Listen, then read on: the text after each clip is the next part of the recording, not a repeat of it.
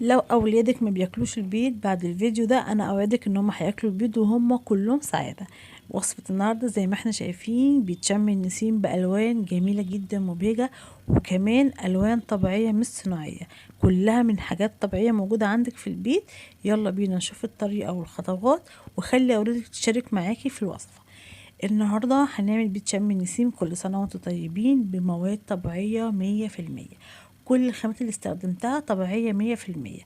أول حاجة أنا غسلت البيض كويس جدا جدا، وحطيت عليه المية وحطيته على النار عشان يتسلق. وما تنسيش تحطي معلقة خل وهو بيتسلق علشان البيض ما يفرقعش منك وهو على النار.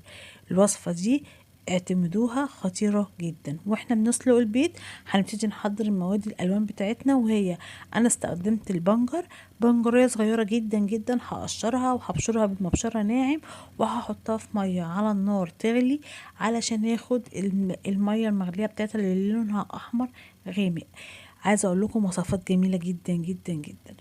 بعد كده صفيتها كويس جدا من الطفل بتاعها، وخدت المية بتاعتها، جبت السلق بتاع القلقاس وغسلته برضو كويس، وحطيت عليه شوية مية صغيرين جدا على النار، وسبتها تغلي شوية زي ما انتم شايفين المية قليلة اهي.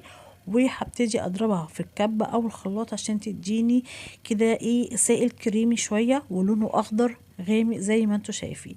وبعد كده هنعمل اللون الاصفر من الكركم، معلقتين كركم كبار، وهنزل عليهم بمية مغلية، وهسيبهم شوية كده علشان اللون يخرط معايا.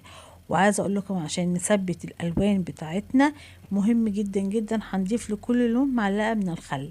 الخل بيثبت الالوان وبيخليهاش تروح بسرعه، بل بالعكس بتبقى لونها غامق وجميل جدا. هبتدي انزل البيض بتاعي في كل لون انا محتاجاه، وهسيب البيض في اللون بتاعه حوالي نص ساعه علشان القشره تاخد اللون مظبوط.